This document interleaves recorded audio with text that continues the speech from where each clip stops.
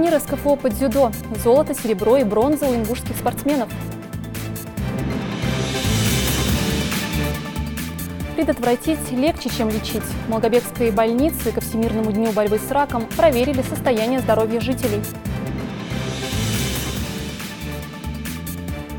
Первые пробы пера. Учащаяся Назрановской школы заняла второе место на всероссийском конкурсе литературных произведений и иллюстраций. Добрый вечер, это новости 24. Сегодня второй день СКФО по дзюдо среди юниоров и юниорок. До 23 лет турнир проходит в Большом зале Дворца спорта «Магаз» имени Берда Ивлоева. В нем участвуют лучшие представители регионов со всего Северного Кавказа. Все подробности у Зильмхана Калоева. Вот и начался второй день соревнований, и надеемся, что он будет таким же удачным для наших спортсменов, как и предыдущие, в которую сошлись юниоры из 7 регионов СКФО в 4 весовых категориях. Одним из победителей стал наш земляк Муса Кадзоев. Он забрал золото. Серебро досталось нашему второму спортсмену Рахиму Угурчиеву, а Адам Барахоев завоевал бронзу. Сегодня же на татами выйдут побороться за звание лучшего участники оставшихся 3 весовых категорий. До начала турнира остается все меньше времени. Юниоры и юниорки уже вовсю разгреваются перед предстоящими схватками. Диана Казаматова представляет Дагестан. Она пока что кандидат в мастера спорта, но в планах у спортсменки стать и мастером спорта. Ну а сейчас дзюдоистка решительно настроена победить в первенстве. Самое главное – это победа. Подготовка, все идет очень классно, зал, все тут обустроено очень классно, тоже мне все нравится. Мы сейчас занимаемся до соревнований. До начала соревнований надо немного поразмяться. Вот мы с девочками разминаемся, ждем своего часа. Более 200 спортсменов со всего Северного Кавказа собрались здесь, чтобы побороться за звание сильнейшего. Судейскую коллегию представляют судьи международного класса. Вот от таких соревнований выросли, например, я скажу, многие наши именитые спортсмены, это те же олимпийские чемпионы Бесан Мудранов, Хасан Халмурзаев, они прошли через это. Поэтому это очень самое полезное соревнование, тем более задача, конечно, попасть в сборную команду страны. Дзюдо в Ингушетии по праву является одним из самых популярных видов спорта. Это доказывает не только наши именитые спортсмены и их блестящие победы, но и тот факт, что с каждым днем все больше и больше юных ребят приходит в секцию дзюдо. Мы думаем, что вот эти соревнования много детишек посмотрят и еще более сильно будут заниматься и увидят, наберут опыт, когда борются призеры чемпионы, призеры Европы, России. Вот, я думаю, что это большое подспорье. Итак, время пришло. Дзюдоисты готовы к битве. Схватки одновременно проходят на 3 татами, что очень зрелищно. На татами 2 и 3 показывают свое мастерство юниоры, а на первом соревнуются юниорки. На одном из них встретились Имагожев Хасбулат из Ингушетии и Чабаев Мохмад, представитель Чечни. После 4 минут волнительного боя победу японам одерживает наш земляк Хасбулат Имагожев.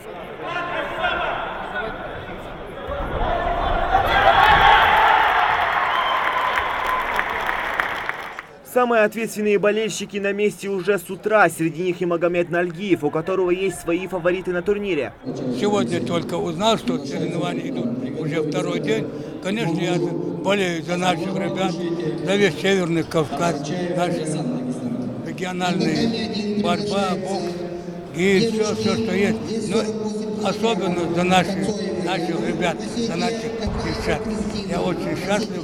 На татами 2 встретились дзюдоисты Рустам Аюбов и Алим Барукаев. Спортсмены внимательно изучают друг друга, но схватка все же закончилась ничьей, и дзюдоистам продлили время.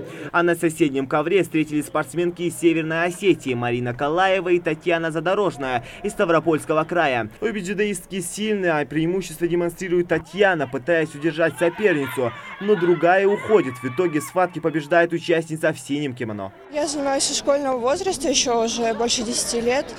Мы с тренером готовились, настраивались на эту схватку. В общем, задача тренера, что он сказал, то я выполняла. Соперница хорошая, до этого мы тоже встречались. Я выиграла, но выиграла с меньшим преимуществом. Я тогда одержала победу по шида, но мы боролись практически на равных. В этот раз мне удалось показать чуть лучший результат. Победители турнира отправятся на первенство страны по дзюдо, которое пройдет в марте этого года в Смоленске. Зильмхан Калоев, Сурхо Кусиев, Новости 24. Ежегодно тысячи людей погибают от рака, а еще больше тех, кто борется с онкологией. Ведущие врачи из разных стран пытаются найти вакцину, способную излечить эту болезнь. А пока единственным способом хоть как-то противостоять ей является своевременное выявление и продолжительное лечение. Так считают и медики Малгобекской районной больницы. Там провели акцию, в рамках которой организовали обследование всех желающих. Подробности в следующем сюжете. С самого утра в Малгобекской районной больнице многолюдно. Жители пришли на прием к онкологу, терапевту, онкопроктологу, эндокринологу и другим врачам узких специальностей. Медики такому наплыву пациентов только рады. Если в будние дни их набирается едва с десяток, то сейчас тут настоящая живая очередь. Ведь, как говорится, предупрежден, значит защищен. 2-3 дня тому назад я проходила некоторые снимки, здесь маммографию, чисто для профилактического осмотра. Вот. Сегодня проходила разобрать их, чтобы, так была приятно удивлена, когда увидела эту акцию. Прям душа радуется за такие мероприятия, которые были бы, наверное, все-таки целесообразнее, проводили бы здесь чаще и по всем городам, даже селам, скажем так, по поликлиникам.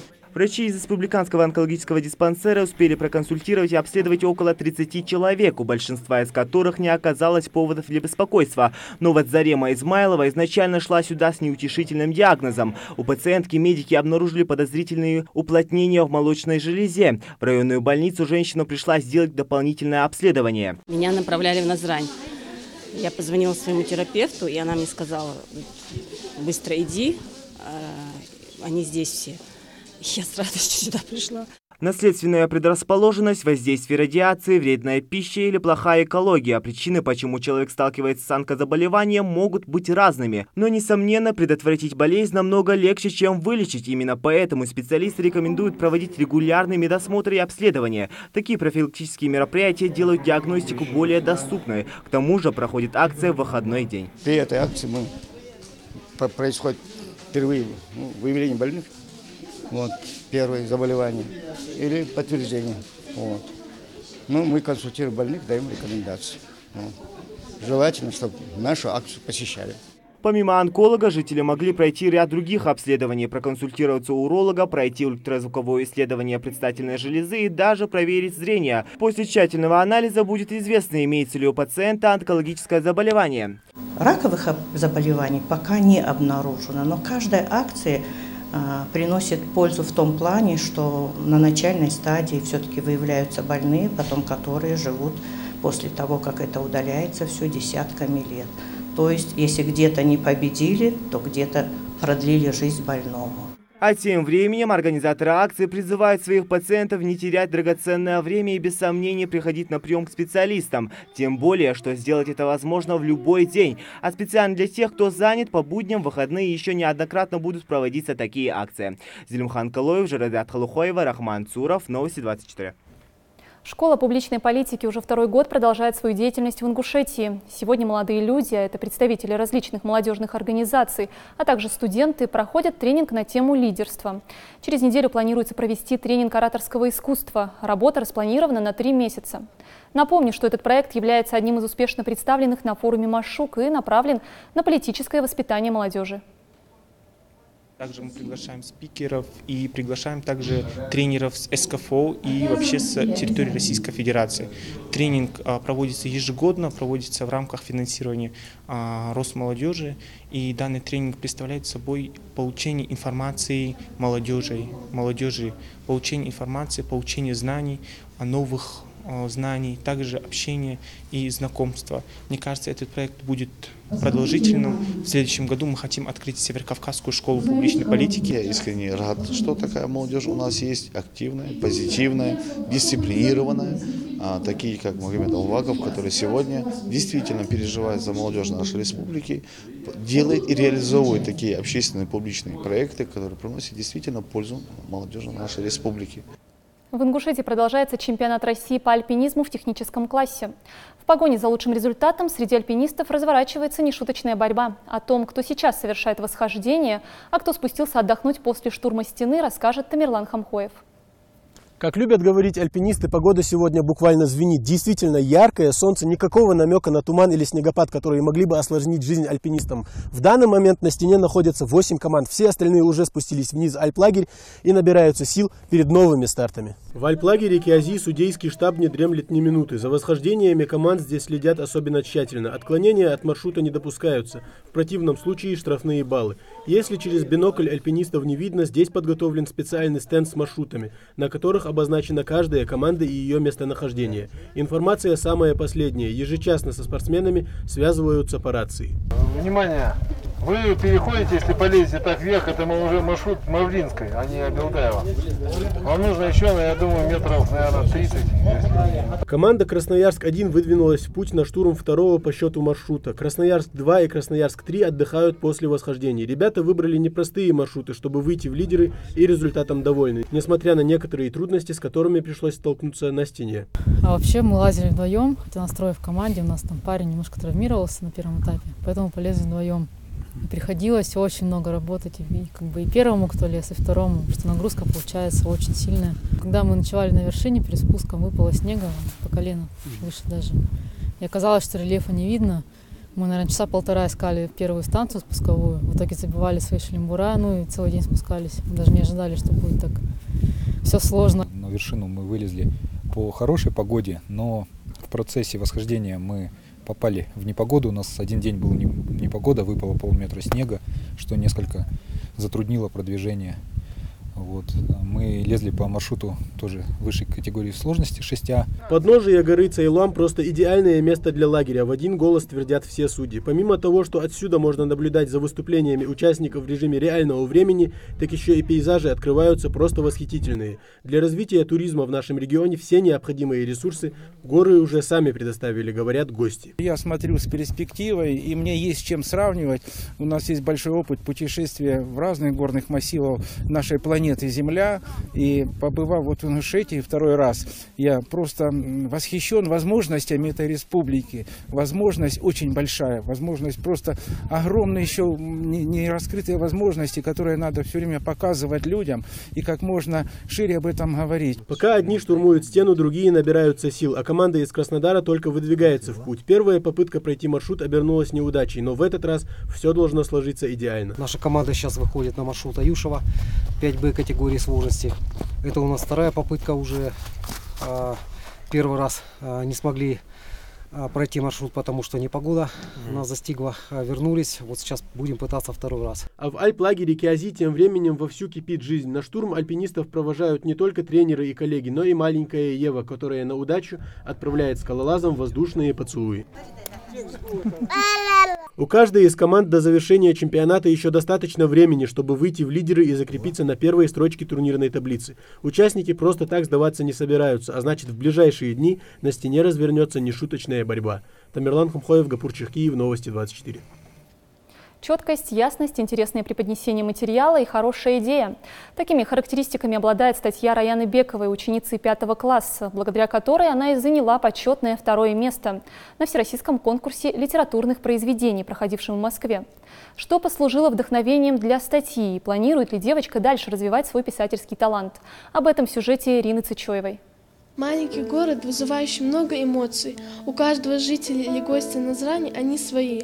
Но для меня Назрань – это любимый дом, место, где я родилась и живу. Конкурсному жюри Раяна Бекова в своей статье описала самые яркие и счастливые моменты, проведенные в родном городе. Любимые места отдыха, красивые улицы и самые искренние люди. Словом, все, чем ее город отличается от всех остальных. Для нее эта статья – нечто большее, чем просто участие. Получив второе место на всероссийском конкурсе литературных произведений и иллюстраций «Первые пробы пера», она доказала себе и другим, что живет в самом лучшем городе нашей страны. Я выбрала именно эту тему, потому что я живу и родилась в этом городе. Это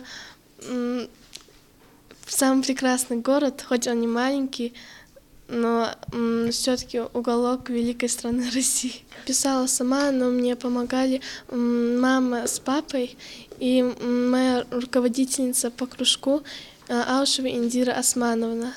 Ведь они знают намного больше. Второе место Раяна получила в номинации «Журналистика». Судьи оценивали не только талант в написании статей, но и способ представления материала и творческие идеи участников. Помимо прочего, для ребят подобные мероприятия – хорошая площадка проверить свои знания и способности. В школе воспитанницы по праву гордятся. Директор признается, для них успех Раяна – еще одна ступень к развитию. Это был всероссийский конкурс, где участвовали и педагоги, сами педагоги дополнительного образования и их воспитанники. Вот мы получили 2 места, педагоги дополнительное образование нашей школы заняли почетные, и девочка победила в номинации «Первые пробы пера». Моя подруга Раяна Бекова, она получила почетное 2 место среди других детей. Они тоже писали. Я рада, что она выиграла. Мы гордимся ею. Конечно, рада. Это помогло нашей школе. Взлетели наши рейтинги. Я рада, что такая девочка ходит на наш кружок. Это очень здорово. Номинацию «Журналистика» школьница выбрала не случайно. В будущем Раяна планирует связать свою жизнь со СМИ. Впрочем, стать корреспондентами, ведущими различных программ в школе мечтают многие ребята. Специально для них здесь организованы дополнительные занятия. Открыта студия журналистики, где школьников обучают говорить грамотно и излагать свои мысли. Этот кружок у нас уже работает 5 лет. Руководителем его является Аушева Индира Османовна. Результаты этого кружка очень радуют всегда, потому что статьи участников данного конкурса всегда печатаются в наших печатных изданиях.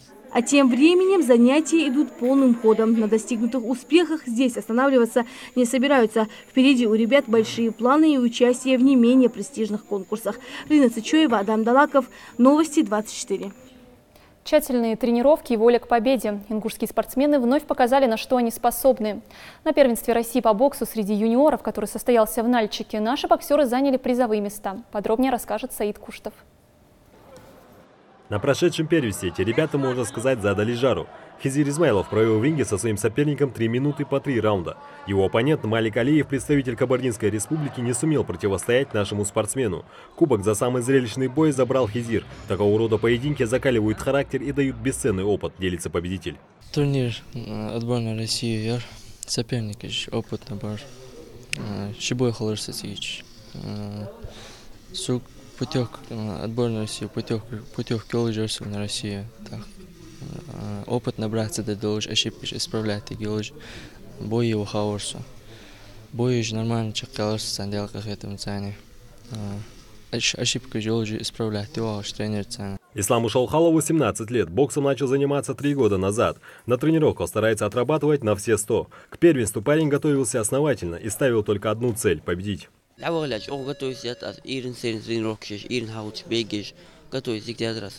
Первый бой, 2 раунд, досрочно, как раз в финале 3-0 холостых. Усиленно тренировки, Олимпиада хашпидом болдым дал энди.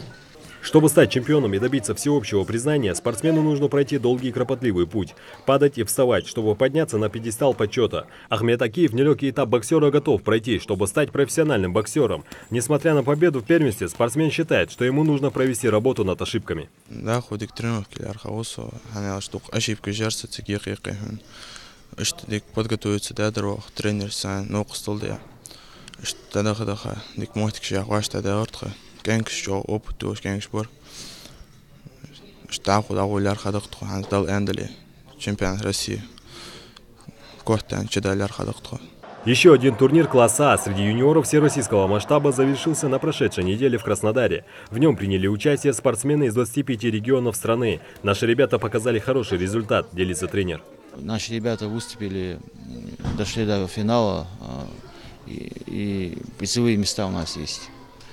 Я бы хотел, пользуясь случаем, отблагодарить главу Центрального муниципального округа города Назрань Азоева Руслана. Он нам частично помог выехать на этот турнир. А уже 10 марта в городе Сыктывкар стартует всероссийское первенство по боксу, в котором эти ребята также готовятся принять участие. Осталось поработать над ошибками предыдущих поединков, чтобы выиграть свой билет в спортивную карьеру. Мы надеемся на хороший результат на первенство России. В данный момент у нас идет подготовка к первенству России. Двухразовая тренировка идет каждый день, утром, вечером. Все по плану идет. Бокс – это школа жизни, она учит побеждать, а для победы этим ребятам необходимо усиленно тренироваться. Только тогда их имена прозвучат на мировых помостах. Саид Куштов, Тимур Карахоев, Новости 24. Пока это все новости. Всего доброго и до встречи в эфире.